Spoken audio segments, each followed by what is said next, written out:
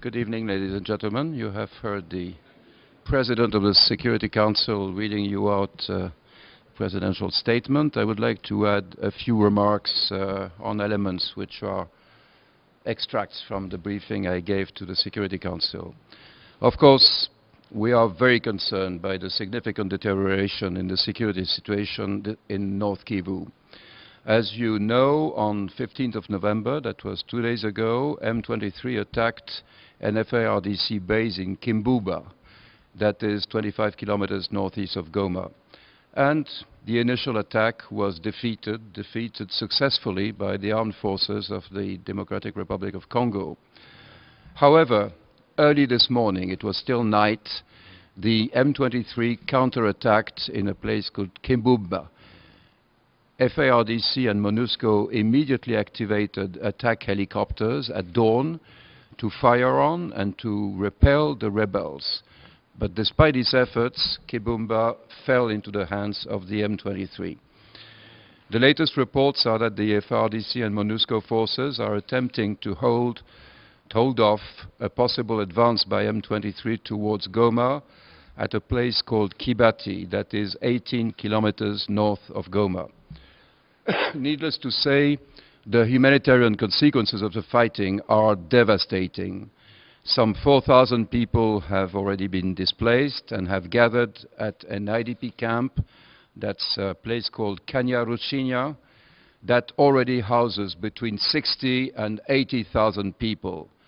The camp is just 5 kilometers away from Kibati, and the fear, obviously, that those people will flock towards Goma to seek protection if the M23 advances further. The internal security plan for Goma, which is something handled between MONUSCO and the DRC authorities, that internal security plan has been activated. And as of right now, the staff of the United Nations in Goma are gathering at security assembly points to ensure their protection. The mission, of course, has also put its forces on high alert in Goma, both within the city and at the airport. I would remind you that there are about 6,700 MONUSCO forces in North Kivu and some 1,500 in Goma and the surrounding area. It is imperative that the fighting ceases immediately. You've heard the statement by the President of the Security Council. It is clear that the United Nations firmly condemned the renewed hostilities and call on M23 to cease its attacks immediately. The M23, which is at the origin of the renewed hostilities and is the sole responsible for the serious deterioration in the security and humanitarian situation. I would let you know also that the Secretary General is personally engaged in resolving his crisis. Early today, he called the Foreign Minister of the Democratic Republic of Congo to express full support for the government's efforts to repel the M23. The Secretary General then called President Kagame to request that he use his influence on the M23 to help calm the situation and restrain M23 from continuing their attack. Now I shall now take maybe 2 or 3 questions. Who broke the ceasefire? Who broke the ceasefire? Here, please. Yeah.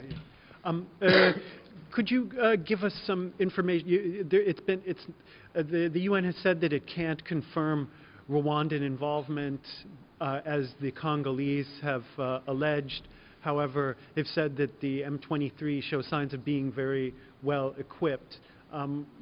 Shouldn't the joint verification mechanism be able to determine whether the Rwandans are actually involved? Isn't that their job? Well, let me say straight away that the international verification mechanism to which you refer, which was indeed created by the International Conference of the Region of the Great Lakes, is yet to begin its operational functioning.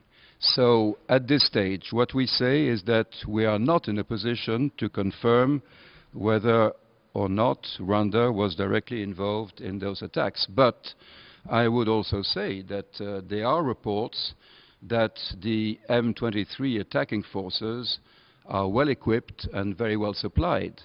two examples. They have night vision equipment, which is precisely what allowed them to launch their offensive at 4 a.m. this morning against the FARDC. They also have, for instance, 120 millimeter mortars, which they did not have not so long ago. That is a fact. Maybe one last question in French on this side. One last ceasefire. A question in French, une Oui, question en Monsieur français. Ladsous, est-ce que la MONUSCO n'aurait pas outrepassé sa mission en appuyant l'armée régulière à contre-attaquer le M23? La MONUSCO fait son travail quand elle exécute son mandat. Et son mandat, c'est de protéger les civils.